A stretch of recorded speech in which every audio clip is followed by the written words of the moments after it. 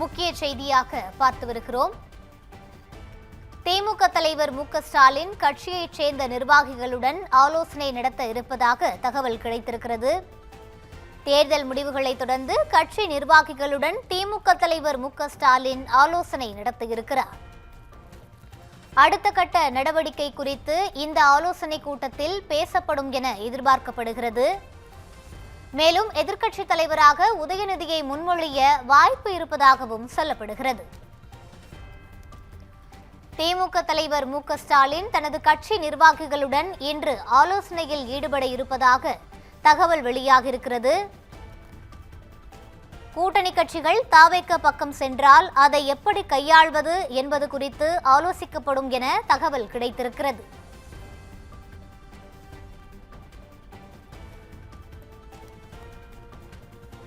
திமுக தலைவர் மு.க.ஸ்டாலின் தனது கட்சி நிர்வாகிகளுடன் ஆலோசனை நடத்த இருப்பதாக தகவல் கிடைத்திருக்கிறது. தொங்கு சட்டசபை அமைந்துள்ள நிலையில் கூட்டணி கட்சிகள் தாவேக பக்கம் சென்றால் எப்படி கையாள்வது என்று ஆலோசனை நடத்தப்படும் என கூறப்படுகிறது. இதுகுறித்த கூடுதல் விவரங்களை வழங்குவதற்காக எமது சிறப்பு செய்தியாளர் காவியா இணைப்பில் இருக்கிறார். வணக்கம் காவியா. மு.க.ஸ்டாலின் எப்போது ஆலோசனையில் ஈடுபட இருக்கிறார்? முழு விவரங்கள் என்ன? தமிழ்நாடு சட்டப்பேரவை தேர்தலில் திமுக எதிர்க்கட்சியாக உருவெடுத்துள்ள நிலையில் தொடர்ந்து திமுக தலைவர் மு.க.ஸ்டாலின் அக்கட்சி நிர்வாகிகளுடன் இன்று முக்கிய ஆலோசனையில் ஈடுபடுகிறார். முன்னதாக நேற்று தமிழ்நாட்டில் நடந்த தமிழ்நாடு சட்டப்பேரவை தேர்தலுக்கான வாக்கு எண்ணிக்கை தொடர்ந்து நேற்று நடைபெற்றது. இந்த நிலையில் தாவேக 107 தொகுதிகளிலும், அதிமுக கூட்டணி 64 தொகுதிகளிலும், திமுக கூட்டணி தொடர்ந்து 70க்கும் மேற்பட்ட தொகுதிகளிலும் வெற்றி பெற்று தொடர்ந்து தமிழ்நாட்டில் வாக்கு எண்ணிக்கையானது நிறைவு பெற்றது. ஆட்சி அமைக்க பெரும்பான்மைக்கு 118 தொகுதிகள் தேவை என்ற நிலையில் 108 இடங்களை மட்டுமே தாவேக கைப்பற்றியதால் தொடர்ந்து தமிழ்நாட்டில் தொங்கு சட்டசபை அமைந்திருக்கிறது. மொத்தமாக தொடர்ந்து தாவேக ஆட்சி அமைக்குமா என்ற கேள்வி, அதோடு திமுக அல்லது அதிமுக கூட்டணியில் உள்ள எந்த கட்சிகள் தாவேகாவுக்கு ஆதரவு அளித்து தொடர்ந்து விஜய் முதலமைச்சராக உதவுவார்களா என்ற கேள்வியும் எதிர்த்து வருகிறது. இந்த நிலையில்தான் தொடர்ந்து தமிழ்நாட்டில் ஆட்சி அமைப்பதற்காக 14 நாட்கள் அவகாசத்தை தாவேக தலைவர் விஜய் கோரியிருக்கிறார். தொடர்ந்து முன்னதாக மு.க.ஸ்டாலின் தனது கோட்டையாக கருதப்பட்ட கொளத்தூர் தொகுதியில் தமிழக வெற்றி கழக வேட்பாளர் வி.எஸ். பாபுவிடம் சுமார் 9,122 வாக்குகள் வித்தியாசத்தில் தோல்வியை தழுவினார். இதேபோன்று திமுகவின் முக்கிய அமைச்சர்கள் அனைவரும் தோல்வியை தழுவிய நிலையில் சென்னையில் திமுகவின் கோட்டையாக கருதப்பட்ட சென்னையில் 16 தொகுதிகளில் 2 தொகுதிகளை மட்டுமே திமுக கைப்பற்றியது. உதயநிதி ஸ்டாலின் சேப்பாக்கம் தொகுதியிலும், அதே போன்று சேகர் பாபு துறைமுகம் தொகுதியிலும் வெற்றி பெற்றிருந்தார்.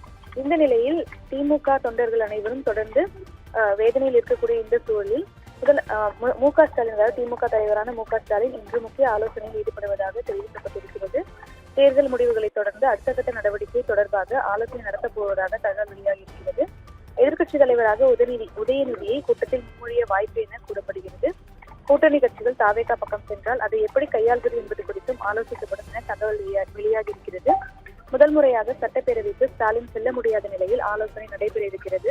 கடந்த 2011ஆம் ஆண்டு தொடர்ந்து அதிமுக வெற்றி பெற்ற நிலையில் வாக்கு எண்ணிக்கை முடிந்த 3 நாட்களிலேயே கலைஞர் கருணாநிதி தனது கூட்டத்தை கூட்டி தொடர்ந்து தனது கட்சி தொண்டர்களிடம் தொடர்ந்து அவர் ஒரு உற்சாகத்தை ஏற்படுத்தியிருந்த நிலையில் அது போன்று இந்த கூட்டமும் இருக்குமா என எதிர்பார்க்கப்படுகிறது.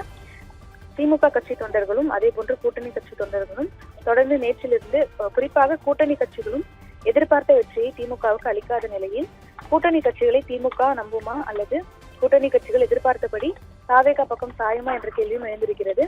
இதனால் தோன்றுள்ள திமுக தொண்டர்களுக்கு, முக்கியமாக குறிப்பாக திமுகவின் முக்கிய தலைவர்களுக்கு முதலமைச்சர் மு.க.ஸ்டாலின் எந்த மாதிரியான ஆலோசனைகளை வழங்குவார் எனவும் எதிர்பார்க்கப்படுவது குறிப்பிடத்தக்கது. ரூபி,